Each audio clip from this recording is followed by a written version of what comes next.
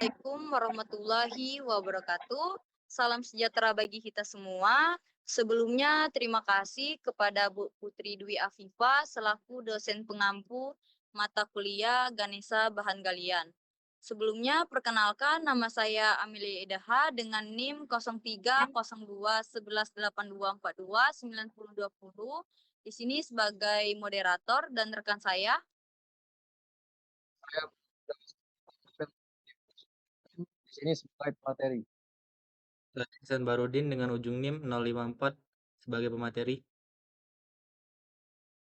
Saya Elisa Febranti Wargono dengan ujung NIM 018 sebagai pemateri. Saya Najwa Nur Aisyah dengan NIM 037 sebagai pemateri.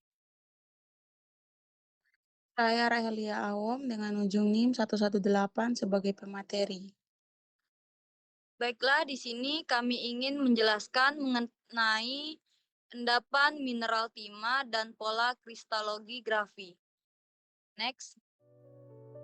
Baik, saya akan menjelaskan tentang apa itu timah. Ketahui bahwa timah adalah salah satu sumber daya alam yang diperoleh oleh kegiatan pertambangan hasil bumi.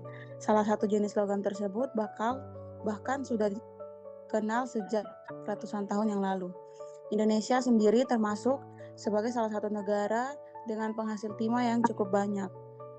Nah, timah merupakan logam putih keperakan yang mudah ditempa dan bersifat fleksibel dan memiliki struktur kristalin, akan tetapi mudah patah jika didinginkan.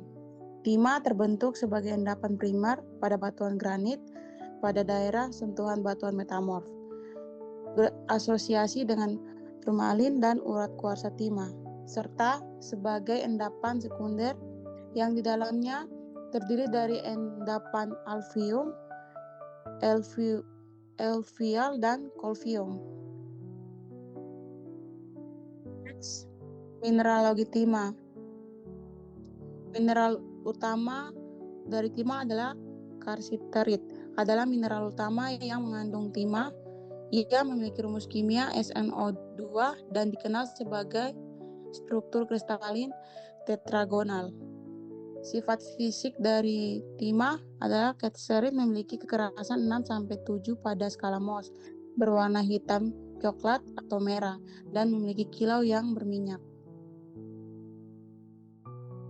Baiklah, untuk bentuk kristalografi timah itu sendiri, saya akan menjelaskan dimulai dari pengertian dari kristalografi, yang dimana kristalografi adalah suatu cabang dari mineralogi yang mempelajari sistem kristal.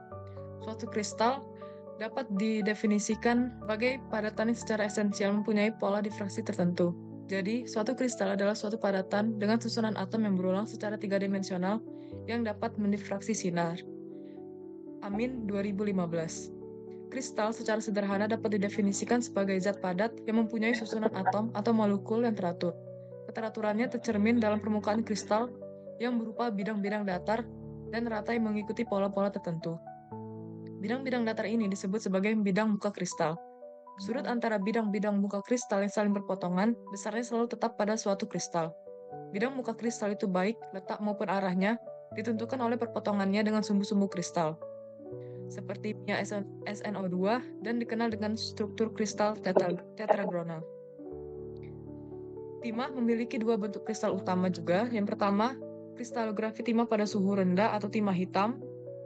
2. Kristalografi timah pada suhu tinggi ataupun timah putih. Dan perubahan bentuk kristal ini antara timah hitam dan timah putih ini disebut sebagai transisi alotropik. Baik, di sini saya akan menjelaskan tentang ekspansi timah. Potensi dari eksploitasi dan juga tantangan penambangan endapan timah berpotensi dalam potensi ekonomi dan juga industri. Endapan timah sangat besar. Timah terutama adalah bentuk mineral kasiterit ataupun SnO2 adalah bahan utama dalam pembuatan pelapisan logam, solder ataupun paduan logam yang digunakan untuk menyambungkan komponen elektronik dan juga berbagai aplikasi industri lainnya. Berikut adalah beberapa potensi aplikasi dari endapan timah. Yang pertama adalah ekspansi endapan timah dapat membantu pertumbuhan industri elektronik dan juga teknologi karena permintaan akan solder timah yang meningkat.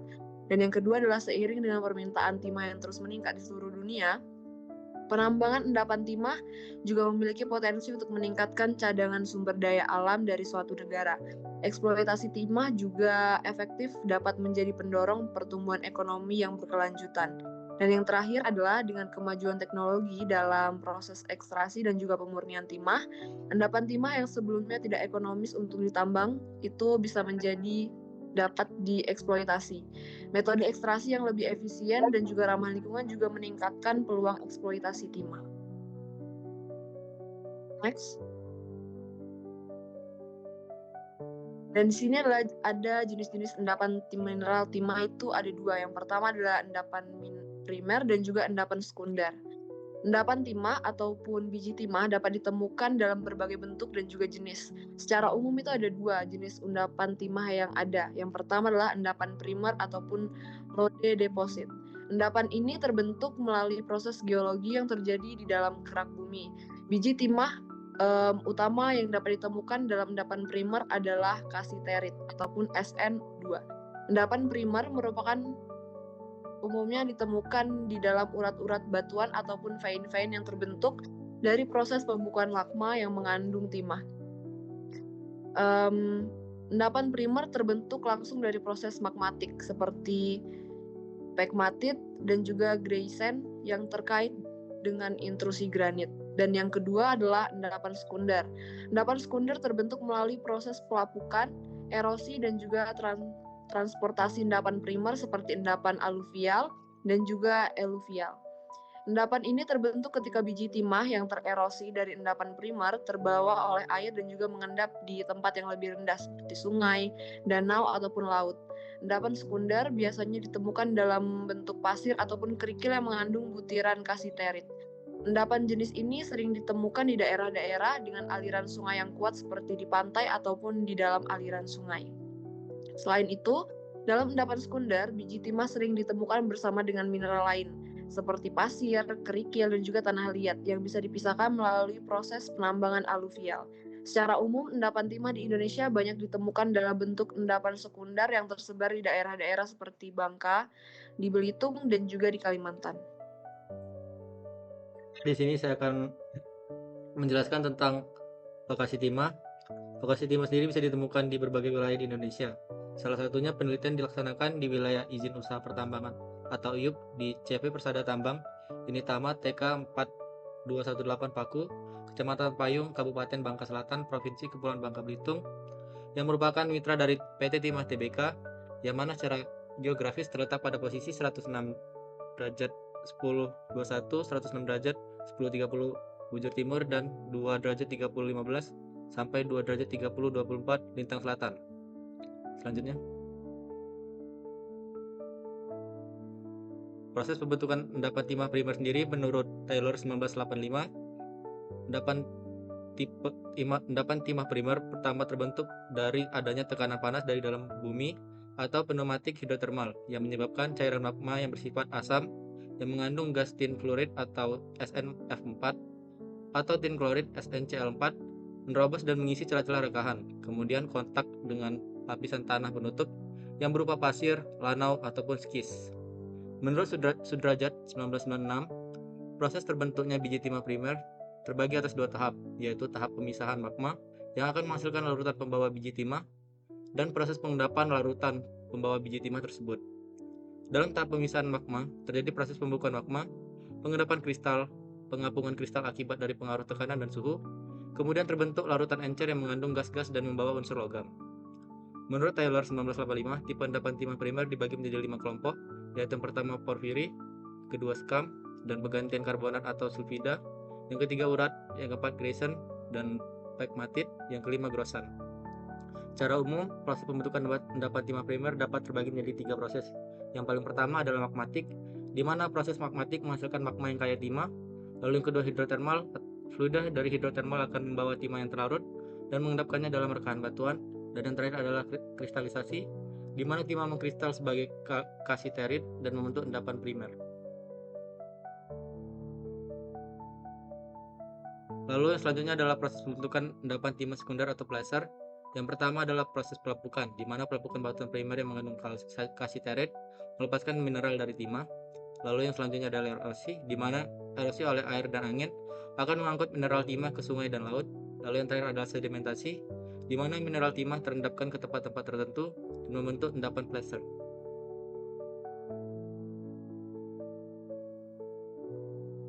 Oke, selanjutnya ada struktur kristal kasiterit. Yang pertama, struktur kristal kasiterit itu mirip dengan rutil atau TiO2. Kemudian atom dari timah berkoordinasi dengan 6 atom oksigen. Dan yang ketiga, struktur kristal kasiterit memiliki susunan atom yang unik. Kasiterit adalah mineral utama dari timah dan memiliki struktur kristal tetragonal dengan sistem kristal rutil type. Berikut adalah karakteristik struktur kristalnya. Yang pertama, sistem kristalnya yaitu tetragonal. Yang kedua, grup ruangnya itu sebesar P4 kuadrat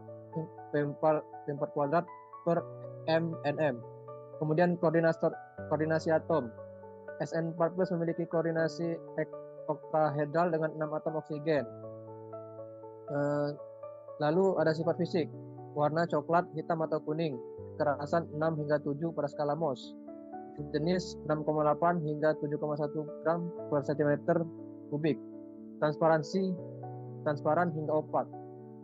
Lalu ciri khas, memiliki kilap adamantin hingga submetalik, sering ditemukan dalam bentuk kristal prisma pendek atau granular. Kasiterit sering ditemukan dalam endapan placer sebagai hasil pelapukan batuan granit yang mengandung timah.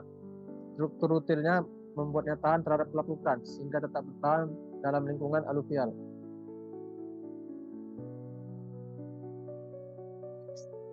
Nah, baiklah, kesimpulan yang dapat diambil yaitu pemahaman tentang endapan mineral timah dan pola kristalografinya sangat penting dalam eksplorasi dan pengelolaan timah. Kristalografi memberikan informasi yang penting tentang kemurnian, ukuran butir, dan mineral pengotor yang dapat membantu meningkatkan efisiensi proses pengelolaan. Baiklah, itu saja yang dapat kami sampaikan. Bila terdapat salah kata, kami mohon maaf. Kami akhiri. Wassalamualaikum warahmatullahi wabarakatuh.